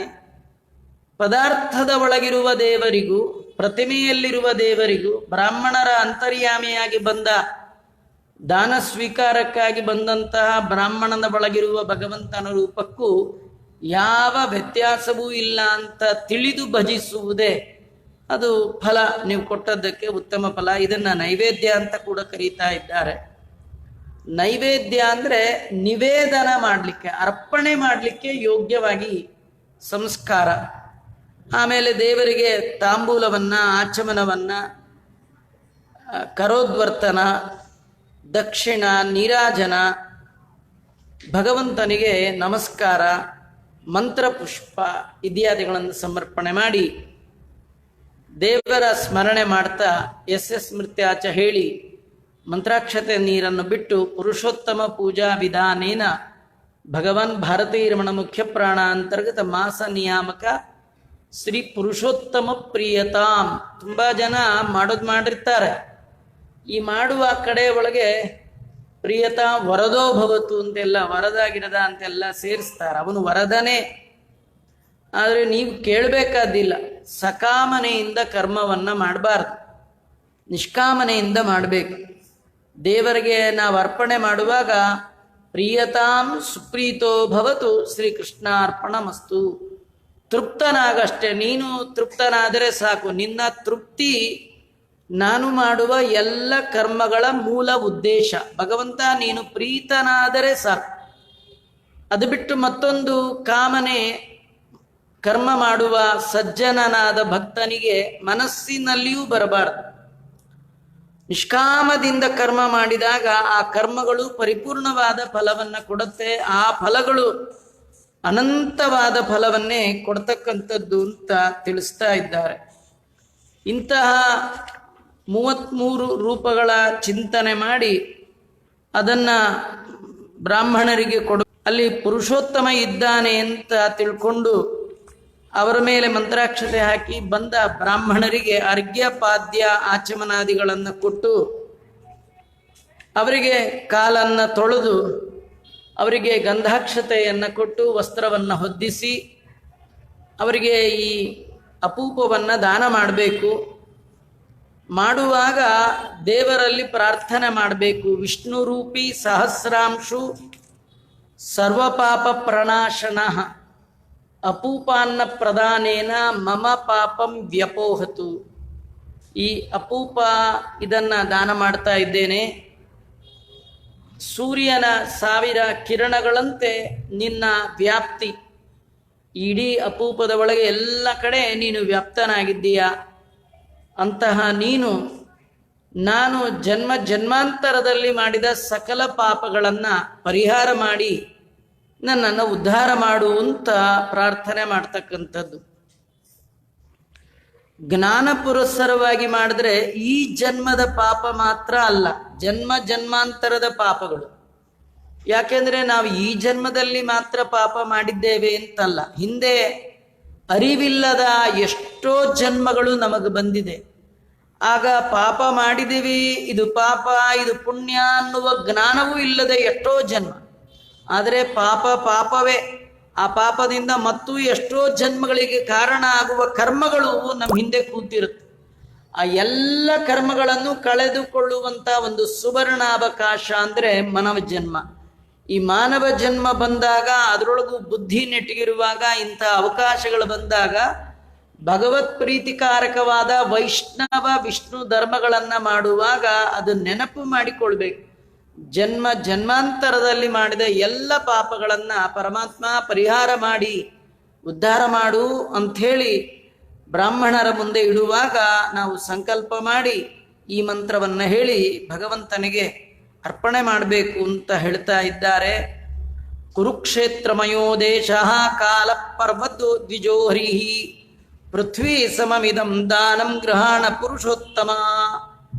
ನಾವು ಯಾರಿಗೆ ಕೊಟ್ಟರೂ ಕೂಡ ಅದನ್ನು ಸ್ವೀಕಾರ ಮಾಡುವ ವ್ಯಕ್ತಿಯನ್ನು ನೋಡಬಾರ್ದು. ವ್ಯಕ್ತಿಯ ಒಳಗಿರುವ ಭಗವತ್ ಶಕ್ತಿಯನ್ನು ನೋಡಿ ಇದು ಭಗವಂತನಿಗೆ ಕೊಡ್ತಾ ಇದ್ದೇನೆ, ದೇವರಿಗೆ ಅರ್ಪಣೆ ಮಾಡ್ತಾ ಇದ್ದೇನೆ ಅಂತ ಹೇಳಿ ದೇವರೇ ಸ್ವೀಕಾರ ಮಾಡು, ಗೃಹಾಣ ಪುರುಷೋತ್ತಮ ಅಂತ ಹೇಳಬೇಕು. ಮಲಾನಾಂಚ ವಿಶುದ್ಧ್ಯರ್ಥಂ ಪಾಪ ಪ್ರಶಮನಾಯ ಚ ಪುತ್ರ ಪೌತ್ರಾದಿ ವೃದ್ಧ್ಯರ್ಥಂ ತೇನ ದಾಸ್ಯಾಮಿ ಭಾಸ್ಕರ. ನಾರಾಯಣ ಜಗದ್ಬೀಜ ಭಾಸ್ಕರ ಪ್ರತಿರೂಪದೃಕ್ ವ್ರತೇನಾನೇನ ಪುಷ್ಪುತ್ರಾಂಚ ಸಂಪದಂಚಾಪಿ ವರ್ಧಯ ಶಂಕಕರತಲೆ ಯಸ್ಯ ಸಮೇ ವಿಷ್ಣು ಪ್ರಸೀದತು. ಇಂತಹ ಲಕ್ಷಣಗಳಿಂದ ಲಕ್ಷಿತನಾದ ಆ ಭಗವಂತ ನಾನು ಮಾಡಿದ ಈ ಕರ್ಮದಿಂದ ಪ್ರೀತನಾಗಲಿ ಅಂತ ಆ ಭಗವಂತನಿಗೆ ಅರ್ಪಣೆ ಮಾಡಬೇಕು. ಮಾಡಿ ಆದಮೇಲೆ ದಾನ ಮಾಡಿದ ಕರ್ಮವನ್ನು ಕೃಷ್ಣಾರ್ಪಣ ಮಾಡೋದು ಸ್ಮೃತ್ಯಾಚ ಹೇಳಿ ಅನ್ನೇನ ಅಪೂಪಾನ್ನ ಪ್ರಧಾನೇನ ಭಾರತೀರಮಣ ಮುಖ್ಯ ಪ್ರಾಣ ಅಂತರ್ಗತ ಮಾಸ ನಿಯಾಮಕ ಶ್ರೀ ಪುರುಷೋತ್ತಮ ಪ್ರಿಯತಾಮ್ ಅಂತ ಹೇಳಿ ದೇವರಿಗೆ ಅರ್ಪಣೆ ಮಾಡಬೇಕು. ದಾನ ಮತ್ತು ಪೂಜೆಯ ವಿಧಾನವನ್ನು ಆ ಪತ್ರದ ಒಳಗಿದೆ. ಯಾರಿಗೆ ಯಾವತ್ತು ಮಾಡಲಿಕ್ಕೆ ಸಾಧ್ಯ ಇದೆ, ಮಾಡುವ ಮನಸ್ಸು ಕೊಟ್ಟಾಗ, ಶಕ್ತಿ ಕೊಟ್ಟಾಗ, ಅವಕಾಶ ಕೊಟ್ಟಾಗ ಆ ಮಂತ್ರವನ್ನು ಹೇಳಿ ಭಗವಂತನಿಗೆ ಅರ್ಪಣೆ ಮಾಡಿ ಅದನ್ನು ಬ್ರಾಹ್ಮಣರಿಗೆ ಅರ್ಪಣೆ ಮಾಡ್ತಕ್ಕಂಥದ್ದು ಉತ್ತಮ. ಇದು ವಿಧಿ ಪುರಸ್ಸರವಾಗಿ ಆಗುವಂತಹ ಕರ್ಮ. ಈ ಬೃಹನ್ನಾರದೀಯ ಪುರಾಣದ ಒಳಗೆ ಈ ಅಧಿಕ ಮಾಸ ಮಹಾತ್ಮೆಯಲ್ಲಿ ಮತ್ತೊಂದು ದಾನದ ಫಲವನ್ನು ವಿಶೇಷವಾಗಿ ಹೇಳ್ತಾ ಇದ್ದಾರೆ. ಅದು ದೀಪದಾನ. ಅದನ್ನು ವಾಲ್ಮೀಕಿ ಋಷಿಗಳನ್ನು ದೃಢಧನ್ವ ಮಹಾರಾಜ ಅದರ ಬಗ್ಗೆ ನನಗೆ ಹೇಳ್ರಿ ಅಂತ ಕೇಳ್ತಾ ಇದ್ದಾನೆ. ಕಿಂಫಲಂ ದೀಪದಾನಸ್ಯ ಮಾಸೆ ಪುರುಷೋತ್ತಮೆ ತನ್ಮೇವದ ಮುನಿಶ್ರೇಷ್ಠ ಕೃಪಯಾ ದೀನವತ್ಸಲ. ವಾಲ್ಮೀಕಿ ಮಹರ್ಷಿಗಳೇ, ಪುರುಷೋತ್ತಮ ಮಾಸದಲ್ಲಿ ದೀಪದಾನ ಮಾಡಿದ್ರೆ ಬರುವ ಫಲ ಏನು, ಅದನ್ನು ನನಗೆ ಹೇಳ್ರಿ ಎಂದಾಗ, ಇದು ವಾಲ್ಮೀಕಿಗಳು ಮತ್ತು ದೃಢಧನ್ವನಿಗೆ ನಡೆಯುವಂತಹ ಸಂವಾದ. ಒಂದು ಮುಖ. ಇನ್ನೊಂದು ವಾಲ್ಮೀಕಿಗಳು ಹೇಳ್ತಾರೆ, ಇದು ನಾ ಹೇಳಿದ್ದಲ್ಲ, ಇದು ನಾರಾಯಣ ನಾರದರಿಗೆ ಹೇಳಿದ್ದನ್ನ ನಾನು ನಿನಗೆ ಹೇಳ್ತೇನೆ ಅಂತ. ಹೀಗಾಗಿ ಮೂಲ ಸಂವಾದ ನಾರಾಯಣ ನಾರದರಿಗೆ ಹೇಳ್ತಾ ಇರ್ತಕ್ಕಂಥದ್ದು. ನಾರದರು ಈ ರೀತಿ ಪ್ರಶ್ನೆ ಮಾಡಿದ್ದಾರೆ ನಾರಾಯಣನನ್ನ ಕುರಿತು. ನಿನ್ನಿಂದ ಅಭಿಮನ್ಯಮಾನವಾದಂತಹ ವಿಶೇಷವಾದ ಅಧಿಕ ಮಾಸ, ಪುರುಷೋತ್ತಮ ಮಾಸ, ಈ ಮಾಸದಲ್ಲಿ ದೀಪದಾನ ಮಾಡೋದ್ರಿಂದ ಏನು ಫಲ ಬರುತ್ತೆ ಅದನ್ನು ಹೇಳು ಅಂತ ಕೇಳಿದಾಗ, ನಾರಾಯಣ ನಾರದರಿಗೆ ಪ್ರೀತಿಯಿಂದ ಏನು ಹೇಳಿದ್ನೋ, ನೀನು ಭಕ್ತಿ ಶ್ರದ್ಧೆಯಿಂದ ಕೇಳ್ತಾ ಇದ್ದೀಯ, ಆದ ಕಾರಣ ಹೇ ದೃಢಧನ್ವ ನಿನಗೆ ಹೇಳ್ತೇನೆ ಕೇಳು ಅಂತ ವಾಲ್ಮೀಕಿ ಋಷಿಗಳು ಹೇಳ್ತಾ ಇದ್ದಾರೆ. ಇದಕ್ಕೆ ಸಂಬಂಧಪಟ್ಟ ಹಾಗೆ ಒಂದು ಕಥೆ ಇದೆ. ಯಾಂ ಶ್ರುತ್ವಾ ಯಾತಿ ವಿಲಯಂ ಪಾಪಂ ಪಂಚವಿಧಂ ಮಹತ್. ಈ ಕಥಾಶ್ರವಣ, ಕಥಾ ಅಂದರೆ ಇದು ನಡೆದದ್ದು. ಈ ಕಥೆಯ ಶ್ರವಣ ಮಾಡುವ ಮಾತ್ರದಿಂದಲೇ 5 ಪಾಪಗಳಂತ: ಬ್ರಹ್ಮಹತ್ಯ, ಸುರಾಪಾನ, ಸ್ವರ್ಣಸ್ಥೇಯ, ವೃಷಲಿಗಮನ, ಮೈಥುನ ಸಂಗಮ, ಗುರುದಾರ ಗಮನ. 5 ಮಹಾಪಾಪಗಳು ವೇದದಲ್ಲಿ ಹೇಳ್ತಕ್ಕಂಥದ್ದು. ಈ ಪಾಪಗಳ ಪರಿಹಾರ ಕೇವಲ ಕಥಾ ಶ್ರದ್ಧೆಯಿಂದ ಕೇಳೋದ್ರಿಂದ ಹೋಗುತ್ತೆ. ಅಂತಹ ಕಥೆಯನ್ನು ನಿನಗೆ ಹೇಳ್ತೇನೆ ಅಂತ ನಾರಾಯಣ ನಾರದರಿಗೆ ಹೇಳಿದ ಕಥೆಯನ್ನು ವಾಲ್ಮೀಕಿ ಮಹರ್ಷಿಗಳು ದೃಢಧನ್ವ ಚಕ್ರವರ್ತಿಗೆ ಹೇಳ್ತಾ ಇದ್ದಾರೆ. ಹಿಂದೆ ಒಂದು ನಗರ, ಸೌಭಾಗ್ಯ ಅಂತ ಆ ನಗರದ ಹೆಸರು. ಅಲ್ಲಿ ಒಬ್ಬ ರಾಜ, ಅವನಿಗೆ ಚಿತ್ರಬಾಹು ಅಂತ ಕರಿತಾ ಇದ್ದಾರೆ. ಹಿಂದಿನ ಕಾಲದಲ್ಲಿ ರಾಜರು ಅಂದರೆ ಅವರಲ್ಲಿ ಇಷ್ಟು ಗುಣ ಕಾಮನ್, ಸಾಮಾನ್ಯವಾಗಿರ್ತಿತ್ತು. ನಿಮಗೆ ಹೇಳಬೇಕಂದ್ರೆ ಈಗಿನ ರಾಜರು ಅಥವಾ ಮಂತ್ರಿಗಳಲ್ಲಿ ಯಾವುದಿರುತ್ತೋ ಅದು ಇರಲ್ಲ ಅಷ್ಟೇ. ಇಲ್ಲಿ ಯಾವುದಿದೆಯೋ ಅದು ಇವರಲ್ಲಿ ಇರಲ್ಲ ಅಷ್ಟೇ. ಅವನು ಎಂಥ ರಾಜ ಅಂದರೆ ಸತ್ಯಸಂಧಃ. ಇದೇ ಬಾರಿಗೋಳು ಯಾರಿಗದಿರೋದೇ. ಬಹಳ ಸತ್ಯಸಂಧ ರಾಜ ಅವನು. ಮಹಾಪ್ರಾಜ್ಞ, ಒಳ್ಳೆ ಪ್ರಜ್ಞೆ ಉಳ್ಳವ, ಬುದ್ಧಿಶಾಲಿ, ಜ್ಞಾನಿ. ಶೂರತರಹ, ಒಳ್ಳೆ ಶೂರ, ಪರಾಕ್ರಮಿಯಾದಂತಹ ರಾಜ. ಸಹಿಷ್ಣು, ಪರಧರ್ಮ ಸಹಿಷ್ಣುವಾಗಿದ್ದ. ಸ್ವಧರ್ಮಗ್ನ, ತನ್ನ ಧರ್ಮವನ್ನು ಚೆನ್ನಾಗಿ ತಿಳ್ಕೊಂಡಿದ್ದ. ನಮಗೆ ಇನ್ನೊಬ್ರು ಮಾಡೋದು ಆಗಲ್ಲ, ನಮ್ದೇನ್ ಮಾಡಬೇಕು ಗೊತ್ತಿಲ್ಲ, ಇದು ನಮ್ಮ ಹಣೆ ಬರ. ಶೀಲ ರೂಪ ದಯಾನ್ವಿತ, ಶೀಲ ಅಂದ್ರೆ ನಾಚಿಕೆ ಸ್ವಭಾವ. ನಾಚಿಕೆ ಅಂದ್ರೆ ತಪ್ಪು ಮಾಡುವಾಗ ಅವನಿಗೆ ನಾಚಿಕೆ ಆಗ್ತಿತ್ತು, ನಮ್ಗದೇ ಆಗಲ್ಲ. ಮಾಡಬಾರ್ದು ಮಾಡ್ತಿರ್ತೀವಿ, ನಾಚಿಕೆನೇ ಇಲ್ಲ. ಏನು ಮಾಡಬಾರ್ದು ಅಂತ ಶಾಸ್ತ್ರ ಹೇಳುತ್ತೆ ಅದನ್ನೆಲ್ಲ ಮಾಡ್ತಿರ್ತೀವಿ, ಚೂರು ನಾಚಿಕೆ ಇಲ್ಲ. ಅವನಿಗೆ ಏನಾದರೂ ಜೀವನದಲ್ಲಿ ಶಾಸ್ತ್ರ ವಿರುದ್ಧ ಮಾಡುವಾಗ ಅವನಿಗೆ ನಾಚಿಕೆ ಆಗ್ತಿತ್ತು. ಹೇಗೆ ಮಾಡೋದು, ಶಾಸ್ತ್ರ ಇದು ಬೇಡ ಅಂದಿದೆ, ಹೀಗೆ ಮಾಡಬಹುದಾ ಅಂತ ಅವನಿಗೆ ಗಿಲ್ಟಿ ಕಾನ್ಷಿಯಸ್ ಅವನಿಗೆ ಬರ್ತಿತ್ತು. ನಮಗೆ ಗಿಲ್ಟಿ ಅನ್ನೋ ಡಿಕ್ಷನರಿಲೇ ಇಲ್ಲ, ತ್ಯಾಗದ ಆಚೆಗೆ ಹಾಕ್ಬಿಟ್ಟಿದ್ದೀವಿ. ಅವಿದ್ರೆ ಕಿರಿಕಿರಿ ಅಂತ, ಅದಕ್ಕೆ ಶೀಲ ಅಂತ ಕರೀತಾರೆ. ಅವನಿಗೆ ಅದು ಕಲ್ತು ಬಂದದ್ದಲ್ಲ, ಹುಟ್ಟು ಗುಣವಾಗಿತ್ತು, ಸ್ವಾಭಾವಿಕವಾಗಿ ತಪ್ಪು ಮಾಡ್ತಿರ್ಲಿಲ್ಲ. ಆ ರಾಜನ ಮತ್ತೊಂದು ಗುಣ ಬ್ರಹ್ಮಣ್ಯ, ಬ್ರಾಹ್ಮಣರಲ್ಲಿ ಭಾರಿ ಭಕ್ತಿ, ಜೊತೆಗೆ ಭಗವದ್ ಭಕ್ತ, ದೇವರಲ್ಲಿ ಭಕ್ತಿ. ಇದು ಎಲ್ಲದಕ್ಕಿಂತ ದೊಡ್ಡ ಗುಣ ರಾಜಂದೇನು ಗೊತ್ತಾ, ಒಂದಿನ ತಪ್ಪದೆ ಕಥೆ ಕೇಳ್ತಿದ್ದ, ದೇವರ ಕಥೆಯನ್ನು ಒಂದು ದಿನ ತಪ್ಪದೆ ಕೇಳ್ತಿದ್ದ ರಾಜ. ಸ್ವಲ್ಪ ಅಧಿಕಾರ, ಸ್ವಲ್ಪ ಅಂತಸ್ತು ಬಂದ್ರೇನೆ ನಾವು ಮೊದಲು ಬಿಡೋದೇ ದೇವರ ಪೂಜೆ. ಅದಕ್ಕೂ ಒಬ್ರು ಕೆಲಸದವ್ರನ್ನ ಇಟ್ಕೊಂಡ್ಬಿಡ್ತೀವಿ. ಸ್ವದಾರತ ನಿರತಃ, ಸ್ವದ ಸ್ವಹ ಅಂದ್ರೆ ಪಿತೃಕರ್ಮ ಮಾಡೋದ್ರೊಳಗೆ ನಿರತನಾದವ. ಶಶ್ವತ್ ಪಶು ಪುತ್ರ ಸಮನ್ವಿತ, ಬೇಕಾದಷ್ಟು ಮಕ್ಕಳು ಮರಿಗಳು ಪಶು ಸಮೃದ್ಧಿಯಾಗಿ ಅವನಿಗಿತ್ತು. ಚತುರಂಗ ಬಲದಿಂದ ಯುಕ್ತನಾಗಿದ್ದ. ಧನದೋಪಮಃ, ಹೇಗಿದ್ದ ಅಂದ್ರೆ ಅವನು ಕುಬೇರನಿಗೆ ಸಮ ಏನು ಅನ್ನುವಷ್ಟು ಶ್ರೀಮಂತ ಇದ್ದ. ಅಂತಹ ಚಿತ್ರಬಾಹು ರಾಜನ ಹೆಂಡತಿ ಚಂದ್ರಕಲಾ ಅಂತ. ಅವಳು ಎಂಥವಳು ಅಂದ್ರೆ 64 ವಿದ್ಯೆಯಲ್ಲಿ ನಿಷ್ಣಾತಳಂತೆ. ಒಂದೇ ಒಂದು ಗ್ರಾಜ್ಯುಯೇಟ್ ಮಾಡಿದ್ರು ಸಾಕು, 2 ಗ್ರಾಜ್ಯುಯೇಟ್ ಮಾಡಿದ್ರೆ ಮುಗ್ದೇ ಹೋಯ್ತು, ಅವ್ರನ್ನ ಯಾರು ಮಾತಾಡಿಸ್ಲಿಕ್ಕೆ ಆಗೋಲ್ಲ. ಇಷ್ಟೆಲ್ಲ ವಿದ್ಯಾವಂತಳಾದಂತಹ ಆ ಹೆಣ್ಣು ಮಗಳು ಪತಿವ್ರತ ಮಹಾಭಾಗ ಭಗವದ್ಭಕ್ತಿ ಸಂಯುತ, ತುಂಬ ಭಾಗ್ಯವಂತೆ, ಗಂಡನಲ್ಲಿ ಭಾರಿ ಅನುವರ್ತಳಾಗಿದ್ದಾಳೆ, ದೇವರಲ್ಲಿ ಭಕ್ತಿ ಇದೆ. ಅವಳಿಂದ ಕೂಡಿದ ರಾಜ ಈ ಭೂಮಿಯನ್ನ ಆಳ್ತಾ ಇದ್ದಾನೆ. ವಿನಾ ಶ್ರೀಕೃಷ್ಣ ದೇವಂ ಸನೈವ ಜಾನಾತಿ ದೈವತಂ. ರಾಜನಿಗೆ ಕೃಷ್ಣನ್ ಬಿಟ್ರೆ ಇನ್ನೊಂದು ದೇವರ ಪರಿಚಯ ಇಲ್ಲ.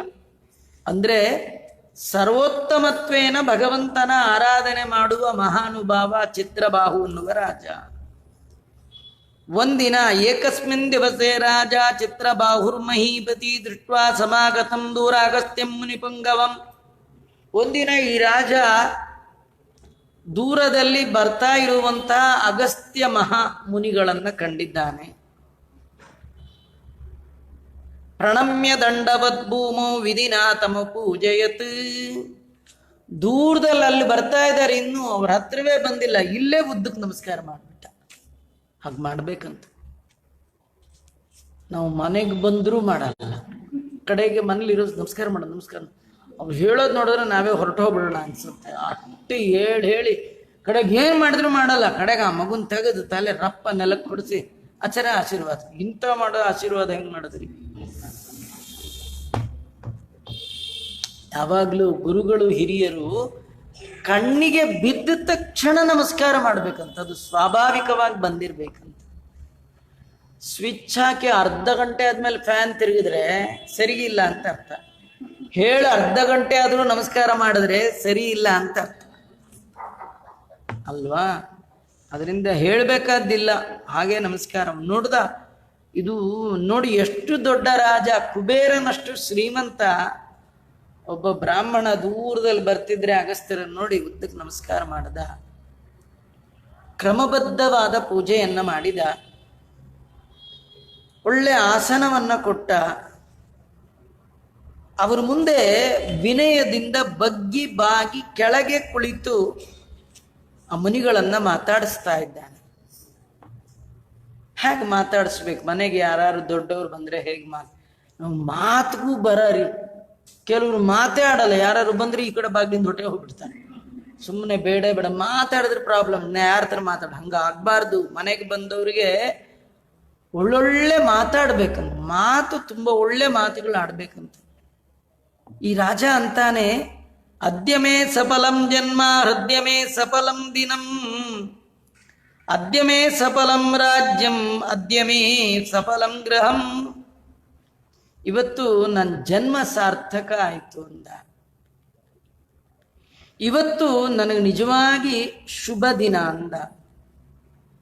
ಇವತ್ತು ನನ್ನ ರಾಜ್ಯ ಸಮೃದ್ಧಿ ಆಯಿತು ಅಂದ.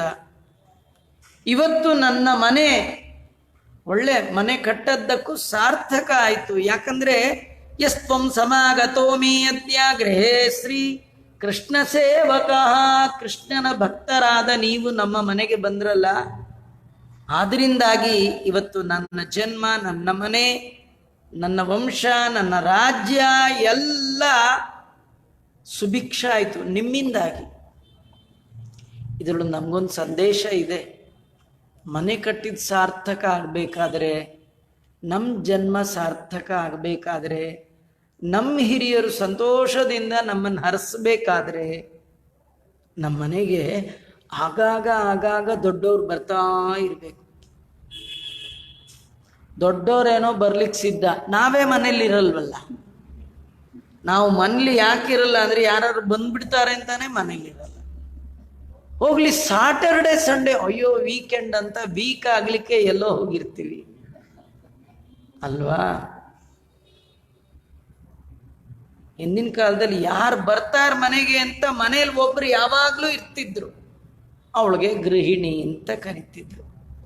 ಈಗ ಅವಳು ಇಲ್ಲ, ಅವರು ಇಲ್ಲ. ಮತ್ತೆ ಮನೆಯೊಳಗೆ ಯಾರು ಇರಲ್ವ, ಇರ್ತಾರ್ರಿ. ಯಾವುದದು? Beware of dog. ನಾಯಿನ್ ಬಿಟ್ಟು ಇವರು ಹೊರಟೋಗ್ಬಿಟ್ಟಿರ್ತಾರೆ. ಆ ನಾಯಿ ಯಾವ ಜನ್ಮದ ಪುಣ್ಯವೋ, ಫಸ್ಟ್ ಕ್ಲಾಸ್ ಮನೆಗೆ ಓನರ್ ಥರ ಪೂರ ಮನೆಯೆಲ್ಲ ಓಡಾಡ್ಕೊಂಡಿರುತ್ತೆ. ಅದ್ರದ್ದು ಯೋಗ. ಇವನಂತಾನೆ, ಯಸ್ತ್ವಂ ಸಮಾಗತಃ, ನೀವು ನಮ್ಮ ಮನೆಗೆ ಬಂದ್ರಲ್ಲ, ಇವತ್ತು ನನ್ನ ಮನೆ ಸಾರ್ಥಕ ಆಯಿತು. ಮುಕ್ತೋಹಂ ಪಾಪ ಸಂಗಾತ್. ನೋಡಿ ಇವನ್ ಬಾಯಲ್ಲಿ ಎಂತೆಂಥ ಮಾತು ಬರುತ್ತೆ. ಇದು ಬರೀ ಮಾತಲ್ಲ, ನಿಜವಾಗಿಯೂ ಅವನಂತಾನೆ, ಇವತ್ತು ನನ್ನ ಮೈ ಮನಸ್ಸು ಮಾತಿಗೆ ಅಂಟಿದ ಎಲ್ಲ ಪಾಪಗಳು ಕಳೆದು ಹೋಯ್ತು ಅಂದ. ಅರ್ಥ, ಮನೆಗೆ ಯಾರು ದೊಡ್ಡವರು ಬಂದ್ರೆ ವಿಪ್ರೌಗ ದರ್ಶನಾತ್ ಕ್ಷಿಪ್ರಂ ಕ್ಷೀಯಂತೆ ಪಾಪರಾಶಯ. ನಮ್ಮ ಪಾಪಗಳೆಲ್ಲ ನಮ್ಮನ್ನು ಬಿಟ್ಟು ಹೋಗುತ್ತಂತ. ನಮ್ಮನ್ನು ಬಿಟ್ಟೇ ಹೋಗಲ್ಲ, ಯಾಕಂದ್ರೆ ದೊಡ್ಡವ್ರು ಬರೋದೇ ಇಲ್ಲ ನಮ್ಮ ಮನೆಗೆ.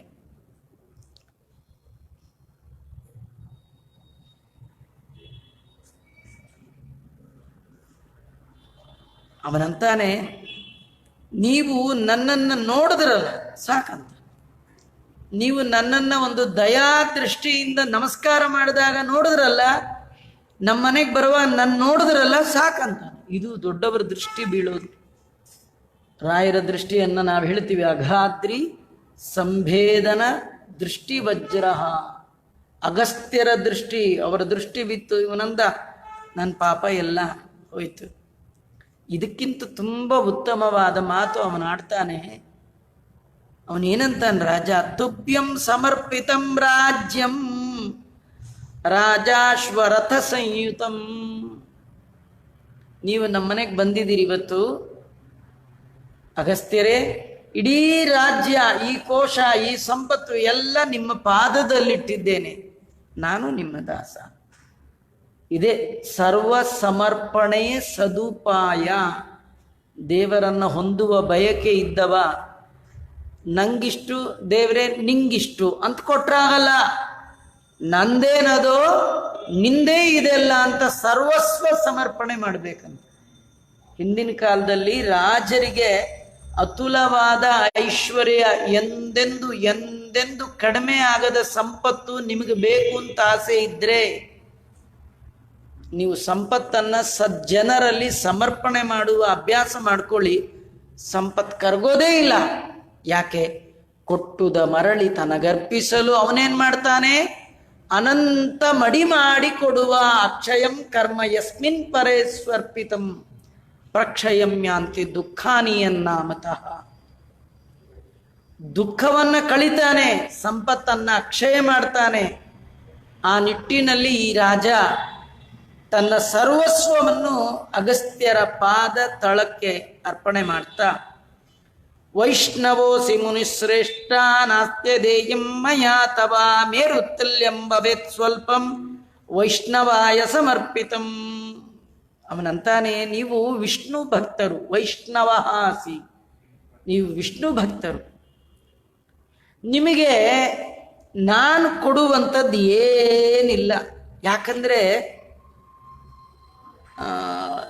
ವೈಷ್ಣವರ ಹತ್ರ ಒಂದು ದೊಡ್ಡ ಆಸ್ತಿ ಇದೆಯಂತೆ, ದೊಡ್ಡ ಆಸ್ತಿ. ವಿಷ್ಣು ಭಕ್ತರ ಬಳಿ ಇರುವ ಆಸ್ತಿಗೆ ಬೆಲೆ ಕಟ್ಟಲಿಕ್ಕೆ ಸಾಧ್ಯ ಇಲ್ಲ. ಅದು ಯಾವುದು ಗೊತ್ತಾ? ಭಗವಂತನ ಪಾದಾರವಿಂದದಲ್ಲಿ ಅವರಿಗಿರುವಂತಹ ನಿರ್ವ್ಯಾಜವಾದ ನಿಶ್ಚಲವಾದ ಭಕ್ತಿ ಇದೆಯಲ್ಲ, ಅದು ದೊಡ್ಡ ಆಸ್ತಿ. ಅದರ ಮುಂದೆ ನಾನು ನಿಮಗಿಡ್ತಾ ಇರೋ ಈ ಸಂಪತ್ತು ಸ್ವಲ್ಪಂ, ಮೇರುತುಲ್ಯಂ ಭವೇತ್ ಸ್ವಲ್ಪಂ ವೈಷ್ಣವಾಯ ಸಮರ್ಪಿತಂ. ವಿಷ್ಣು ಭಕ್ತರಿಗೆ ಮೇರು ಪರ್ವತದಷ್ಟು ದೊಡ್ಡ ಸಂಪತ್ತನ್ನ ಕೊಟ್ಟರೂ ಕೂಡ ಅದು ದೊಡ್ಡದಲ್ಲ. ಯಾಕಂದ್ರೆ ಅವರ ಹತ್ರ ಇದೆಯಲ್ಲ ದೊಡ್ಡದು, ಯಾವುದದು? ಭಕ್ತಿ. ಅದರ ಮುಂದೆ ನೀವು ಕೊಟ್ಟದ್ದೇನೂ ಅಲ್ಲ. ಏನಂದ್ರೆ ಕೆಲವರು ಕೊಡೋದು ಕೊಟ್ಟಿರ್ತಾರೆ, ಎಲ್ಲ ಕಡೆ ಹೇಳ್ತಿರ್ತಾರೆ, ಅಯ್ಯೋ ನಮ್ಮ ಹಾಗೆ ಆಚಾರ್ಗೆ ಏನಿತ್ತು ಎಲ್ಲ ನಾನೇ ಕೊಟ್ಟಿದ್ದು ಅಂತ ಹೇಳಿ ಹೇಳಿ ಹೇಳಿ ಹೇಳಿ ಆಚಾರನ ಅರ್ಧ ಕೊಂದು ಹಾಕಿಬಿಡ್ತಾರೆ. ಎಡಗೈ ಕೊಟ್ಟದ್ದು ಬಲಗೈ ಗೊತ್ತಾಗಬಾರ್ದು. ನೀವೇನು ಕೊಟ್ಟರು ಸ್ವಲ್ಪ ಅಂತಾನೆ ಕೊಡ್ಬೇಕದನ್ನ. ಸ್ವಾಮಿ, ಏನು ನನ್ನ ಯೋಗ್ಯತೆ, ಒಂದು ಕಿಂಚಿತ್ ಕೊಡ್ತಾ ಇದ್ದೇನೆ. ಬ್ರಾಹ್ಮಣನಾದವನಿಗೂ ಕೂಡ ಆ ಕೊಟ್ಟದ್ದು ನೋಡಿ ತೃಪ್ತಿ ಆಗೋದಲ್ಲ, ತೃಪ್ತಿ ಅವನೊಳಗೆ ಇರಬೇಕು. ಇದ್ದ ತೃಪ್ತಿ ಅಭಿವ್ಯಕ್ತ ಆಗಬೇಕೇ ವಿನಃ ವಸ್ತುವಿನಿಂದ ತೃಪ್ತಿ ಅಂತ ಇಲ್ಲ ರೀ. ಅಂತಹ ತೃಪ್ತನಾದ ಬ್ರಾಹ್ಮಣನಿಗೆ ಕೊಡಬೇಕು. ನೀವಂತ ತೃಪ್ತರು. ತೃಪ್ತಿಗಿಂತ ದೊಡ್ಡ ಸಂಪತ್ತಿ ಯಾವುದಿದೆ? ಭಗವದ್ ಭಕ್ತಿಗಿಂತ ದೊಡ್ಡ ಸಂಪತ್ತು ಯಾವುದಿದೆ? ಅಂತ ಸಂಪತ್ತು ನಿಮ್ಮಲ್ಲಿ ಹೇರಳವಾಗಿದೆ, ನಾ ಕೊಟ್ಟದ್ದು ಸ್ವಲ್ಪ ಅಂತ ಅವನು ಹೇಳ್ತಾ, ಕಪರ್ದಿಕಾ ಪ್ರಮಾಣಂ ತ್ವಂ ವ್ಯಂಜನಂ ಮಾನ್ನಮುತ್ತಮಂ ನಯಚ್ಛತಿ ದಿನೇಯಸ್ತು ವೈಷ್ಣವಾಯ ದ್ವಿಜನ್ಮನೇ.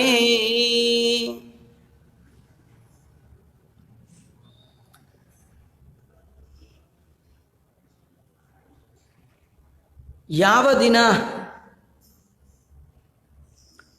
ಒಂದು ಕಬಡಿ ಸ್ವಲ್ಪ ಕಿಂಚಿತ್ ದ್ರವ್ಯ, ಎಷ್ಟೇ ಕಡಿಮೆ ಇದ್ರೂ ಪರವಾಗಿಲ್ಲ, ಅಥವಾ ಒಂಚೂರು ಅನ್ನ ಅಥವಾ ಒಂದು ತೊಟ್ಟು ನೀರು ಯಾರಿಗೂ ದಾನ ಮಾಡದೆ ಯಾರು ಕಳಿತಾನೋ ಆ ದಿನ ಒಂದು ವ್ಯರ್ಥ ಅಂತ. ಮನುಷ್ಯ ಜನ್ಮ ಬಂದದ್ದು ವೇಸ್ಟ್ ಆಯ್ತು. ಸಾರ್ಥಕ ಯಾವತ್ತು ಅಂದ್ರೆ ತದ್ದಿನಂ ವಿಫಲಂ ತಸ್ಯಾ ಕಥಿತಂ ವೇದ ಪಾರಗೈ.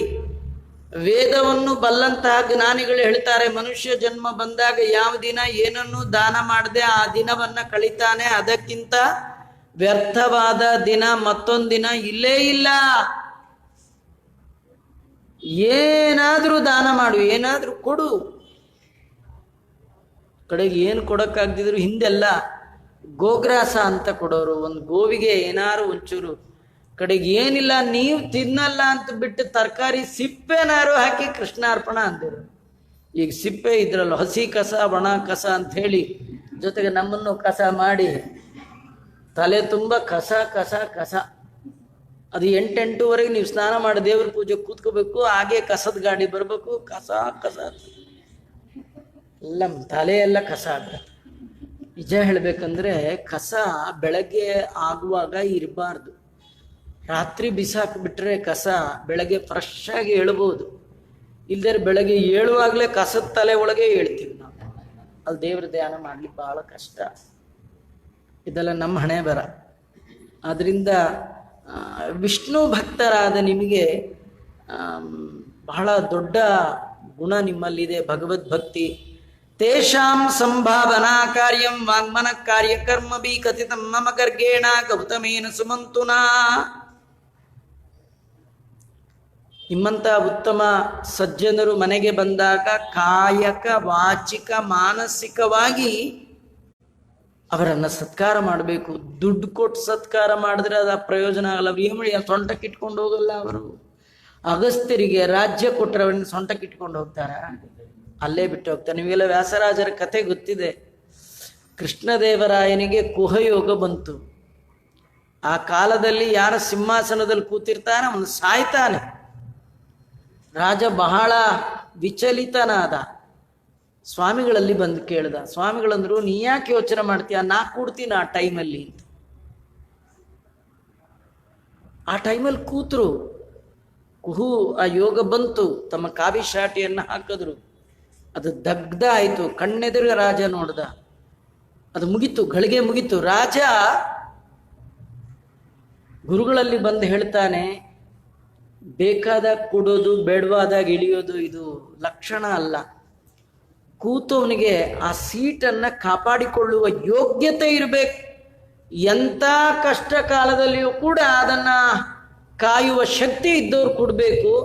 ಇವತ್ತು ನಾನು ನಿಮ್ಮಲ್ಲಿ ಅದನ್ನು ಕಂಡೆ. ಅದರಿಂದ ಇನ್ನು ಮೇಲೆ ಈ ರಾಜ್ಯ ನಿಮ್ಮದು, ನಾನು ನಿಮಗೆ ಕೆಳಗಿರ್ತೇನೆ ಅಂತಂದ. ಅವ್ರು ಕೂತದ್ದು 1 ಕಾಲಗಳಿಗೆ ಏನೋ ಅಷ್ಟೇ ಕಾಲ. ಆದರೆ ರಾಜ ಕೊಟ್ಟದ್ದು ಪರ್ಮನೆಂಟ್ ನಿಮಗೆ ಅಂತ. ಈ ಆಪರ್ಚುನಿಟಿ ಅಪ್ಪಿ ತಪ್ಪಿ ನಮಗೆ ನಿಮಗೆ ಸಿಕ್ಕಿದ್ರೆ ಅಲ್ಲ, ಯೋಚನೆ ಮಾಡಬೇಡಿ, ಸಿಗಲ್ಲ. ಸದ್ಯ ನಮ್ಮ ಮನೇಲಿ ಒಂದು ಸೀಟ್ ಸಿಕ್ಕರೆ ಸಾಕಾಗಿದೆ. ಹುಡುಗರು ಮಕ್ಕಳು ಕೂತಾಗ ಹೇಳು ಅನ್ನಕ್ಕಾಗಲ್ಲ. ರಾಜ ಕುಳಿತ ವೈಭವದ ಇಡೀ ಐತಿಹಾಸಿಕ ದಾಖಲೆ ಕೃಷ್ಣದೇವರಾಯನ ಕಾಲ. ಸುವರ್ಣ ಯುಗ. ಬೀದಿಯಲ್ಲಿ ಮುತ್ತು ರತ್ನಗಳನ್ನ ಹಾಕೊಂಡು ಮಾರ್ತಿದ್ರು. ಆ ಕಾಲದಲ್ಲಿ ಆ ರಾಜ್ಯದ ಸಿಂಹಾಸನದ ಮೇಲೆ ವ್ಯಾಸರಾಜರು ಕೂತಾಗ ಕೃಷ್ಣದೇವರಾಯ ಅಂದ ಮಾತು, ಈ ಸರ್ವಸ್ವ ನಿಮ್ಮದೇ ಅಂತ. ವ್ಯಾಸರಾಜರು ಕ್ಷಣಕಾಲ ಕೂತದ್ದು ಇಳದೇ ಬಿಟ್ರಂತೆ. ಈ ಸೀಟ್ ನಮಗೆ ಬೇಡ, ನಮಗೆ ವೇದಾಂತ ಸಾಮ್ರಾಜ್ಯದ ಸಿಂಹಾಸನ ಇದೆ, ನಮ್ಮ ಕೈಯಲ್ಲಿ ಒಂದು ಧರ್ಮದಂಡ ಇದೆ, ಸಾಕು, ರಾಜದಂಡ ಇದು ನೀನೇ ಇಟ್ಕೊ, ನಂಗೆ ಬೇಡ ಅಂದ್ರು. ಎಂಥ ತ್ಯಾಗ ರೀ! ಯಾಕಂದ್ರೆ ವೈಷ್ಣವರಲ್ಲಿರುವಂಥ ದೊಡ್ಡ ಸಂಪತ್ತದು. ಹೀಗಾಗಿ ದೊಡ್ಡವರಿಗೆ ಸಂಪತ್ತು ಕೊಟ್ಟು ಸನ್ಮಾನ ಮಾಡಿದ್ರೆ ಅವ್ರಿಗೆ ಅದು ಸ್ವೀಕಾರಕ್ಕೆ ಯೋಗ್ಯ ಅಲ್ಲ. ನಿಜವಾಗಿಯೂ ಅವ್ರನ್ನ ಹೇಗೆ ಸನ್ಮಾನ ಮಾಡು? ರಾಜ ಹೇಳ್ತಾನೆ, ವಿಷ್ಣು ಭಕ್ತರನ್ನ ವಾಂಗ್ ಮನ ಕಾರ್ಯ ಕರ್ಮಭಿಹಿ ತೇಷಾಂ ಸಂಭಾವನಾ. ಅವ್ರ ಸಂಭಾವನೆ ಅಂದ್ರೆ ವಾಕ್ಯ ಮಾತುಗಳು ಒಳ್ಳೆ ಗೌರವಯುತವಾಗಿ ಮಾತಾಡಬೇಕು. ಕಾರ್ಯ ಮನಸ್ಸು, ಈ 3 ಮೈ ಮಾತು ಮನಸ್ಸಿನಿಂದ ಅವರನ್ನ ಸನ್ಮಾನಿಸಬೇಕು. ಹೀಗೆ ಮಾಡಬೇಕು ಅಂತ ಹೇಳಿ ನನಗೆ ನಮ್ಮ ಗುರುಗಳು ಹೇಳಿದ್ದಾರೆ ಅಂತಾನೆ ಚಿತ್ರಬಾಹು ರಾಜ. ಅಗಸ್ತ್ಯರಿಗೆ ಆಶ್ಚರ್ಯ ಆಯ್ತು. ನಿಮ್ಮ ಗುರುಗಳು ಯಾರಪ್ಪ ಅಂದರು. ಗರ್ಗಾಚಾರ್ಯರು, ಗೌತಮರು, ಸುಮಂತು, ಎಂಥ ದೊಡ್ಡ ದೊಡ್ಡ ಜ್ಞಾನಿಗಳು, ಅವರೆಲ್ಲ ಹೀಗೆ ಹೇಳಿದ್ದಾರೆ. ಆದ್ರಿಂದ ತಾವತ್ ಪ್ರಭಾಚತಾರಾಣಾಂ ಯಾವನ್ನೋದಯತೆ ರವಿಹಿ ತಾವದನ್ನೇ ದ್ವಿಜನ್ಮಾನೋ ಯಾವನ್ನಯಾತಿ ವೈಷ್ಣವ. ಈ ನಕ್ಷತ್ರಗಳು ಎಲ್ಲಿವರೆಗೂ ಅವು ಬೆಳಗ್ತಾ ಇರ್ಬೋದು ಅಂದ್ರೆ ಸೂರ್ಯ ಬರುವ ತನಕ. ಸೂರ್ಯೋದಯ ಆದ್ಮೇಲೆ ಯಾವ್ದಾದ್ರು ನಕ್ಷತ್ರ ಕಾಣುತ್ತಾ? ಯಾಕಂದ್ರೆ ಸೂರ್ಯನ ಬ್ರೈಟ್ನೆಸ್ ಮುಂದೆ ಇವುಗಳು ಯಾವು ಕಾಣಲ್ಲ. ಹಾಗೆ ಎಲ್ಲಿ ತನಕ ವೈಷ್ಣವನಾದವ ಬರೋಲ್ಲ ಅಲ್ಲಿವರೆಗೂ ಎಲ್ಲ ಬ್ರಾಹ್ಮಣರು ಓಹೋ ಅಂತ ಇರ್ಬೋದು. ಆದರೆ ವೈಷ್ಣವ ಬಂದ ಅಂದ್ರೆ ಅವನು ಎಲ್ಲ ಬ್ರಾಹ್ಮಣರ ಮಧ್ಯದಲ್ಲಿ ಶ್ರೇಷ್ಠನ. ಅಂತಹ ವೈಷ್ಣವೋತ್ತಮರು ನೀವು ಬಂದಿದ್ದೀರಿ ಅಂತ ಅಗಸ್ತ್ಯರನ್ನ ಮಾತಿನಿಂದ, ಕೃತಿಯಿಂದ, ಮನಸ್ಸಿನಿಂದ ಕೊಂಡಾಡಿದ ಚಿತ್ರಬಾಹು ರಾಜ. ಚಿತ್ರಬಾಹುವನ್ನ ಕುರಿತು ಅಗಸ್ತ್ಯರು ಹೇಳ್ತಾ ಇದ್ದಾರೋ, ಚಿತ್ರಬಾಹು ಮಹಾಭಾಗ ಧನ್ಯಸ್ತ್ವಂ ಸಾಂಪ್ರತಂ ನುಮಾ ಇಮಾ ಧನ್ಯ ಪ್ರಜಾ ಸರ್ವ ಯಸ್ತ್ವಂ ರಕ್ಷಸಿ ವೈಷ್ಣವ. ಹೇ ರಾಜ, ನೀನೇ ಭಾಗ್ಯಶಾಲಿಯಪ್ಪ. ಯಾಕೆಂದ್ರೆ ಎಂಥ ಗುರುಗಳನ್ನ ನಿನ್ನ ಜನ್ಮದಲ್ಲಿ ಪಡೆದಿದೀಯ. ಗುರುಗಳು ಸಿಕ್ಕಿದ್ದೇ ನಿನ್ನ ದೊಡ್ಡ ಭಾಗ್ಯ. ಈ ನಿನ್ನ ರಾಜ್ಯದ ಪ್ರಜೆಗಳೇ ಧನ್ಯರು. ಕಾರಣ ನಿನ್ನಂಥ ವೈಷ್ಣವ ಇವರಿಗೆ ರಾಜನಾಗಿದ್ದಾನೆ. ಸ್ವಲ್ಪ ಯೋಚನೆ ಮಾಡಿ, ಇವತ್ತು ನಮಗೂ ಸಿಕ್ಕಿದ್ದಾರೆ, ವೈಷ್ಣವರು ಸಿಕ್ಕಿದ್ದಾರೆ. ನಮ್ಮ ಹಣೆ ಬರ. ತಸ್ಮಿನ್ ರಾಷ್ಟ್ರೇ ನವಸ್ತವ್ಯಂ ಯಸ್ಯ ರಾಜಾನ ವೈಷ್ಣವ. ಇದು ಬಹಳ ಗೋಳು ಬಂತಿದೆ. ಎಲ್ಲಿ ವೈಷ್ಣವರಾದವರು ಆಡಳಿತ ಮಾಡ್ತಿಲ್ಲ ಅಂತ ರಾಜ್ಯದಲ್ಲಿ ವಾಸ ಮಾಡಬಾರ್ದಂತೆ. ನಾವು ಮಾಡೋದೇ ಅಲ್ಲಿ. ಅದಕ್ಕೆ ನಾವು ಅವ್ರನ್ನ ರಾಜರು ಅಂತ ಅನ್ಕೊಂಡೇ ಇಲ್ಲ. ರಾಜರು ಅಂದ್ರೆ ನಮಗೆ ರಾಘವೇಂದ್ರ ಸ್ವಾಮಿಗಳು ಅವರೇ. ಅವ್ರು ಯಾರವರು? ಪ್ರಹ್ಲಾದ ರಾಜರು, ಅವ್ರ ಶಿಷ್ಯರು ನಾವೆಲ್ಲ ಅಲ್ವಾ. ವ್ಯಾಸರಾಜರು ಅವ್ರ ಶಿಷ್ಯರು ನಾವು. ಅದಕ್ಕೆ ಸದ್ಯಕ್ಕೆ ಇವ್ರು ಯಾರು ರಾಜ ಅಂತ ಇಟ್ಕೊಂಡೇ ಇಲ್ಲ. ಇವರೆಲ್ಲ ಬರೀ ಮಂತ್ರಿಗಳಲ್ಲೇ ಲೆವೆಲ್ಗೆ ನಿಂತು ಹೋಗ್ಬಿಟ್ಟಿದ್ದಾರೆ. ನಿಜವಾಗಿ ರಾಜರು ಲೆವೆಲಲ್ಲಿ ಯಾರಿದ್ದಾರೆ? ವ್ಯಾಸರಾಜರು, ವಾದಿರಾಜರು, ಶ್ರೀಪಾದರಾಜರು. ಅವರ ಕಡೆ ನಾವೆಲ್ಲ ಪ್ರಜೆಗಳು. ಹೀಗಾಗಿ ವೈಷ್ಣವ ರಾಜ್ಯದಲ್ಲೇ ಇದ್ದೀವಿ ನಾವು, ಪ್ರಹ್ಲಾದ ರಾಜರ ರಾಜ್ಯದಲ್ಲಿ. ಈ ಒಂದು ವಿಚಾರ ಮಾಡಬೇಕು. ಚಕ್ಷುರ್ಹೀನೋ ಯಥಾ ದೇಹೇ ಪ್ರೀತಿಹೀನ ಯಥಾ ಪ್ರಿಯ ನಿರಕ್ಷರೋ ಯಥಾ ವಿಪ್ರ ತಥಾ ರಾಷ್ಟ್ರಮ ವೈಷ್ಣವಂ.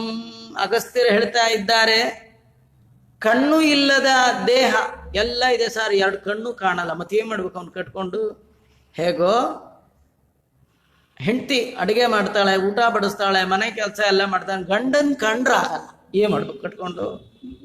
ಪ್ರೀತಿಹೀನ, ಪ್ರೀತಿ ಒಂದಿಲ್ಲ, ಬಿಕ್ಕೆ ಎಲ್ಲ ಇದೆ. ಆಮೇಲೆ 1 ಅಕ್ಷರ ಬರದ ಬ್ರಾಹ್ಮಣ ಹೇಗೆ ವೇಸ್ಟ್ ಬಾಡಿಯೋ ಹಾಗೆ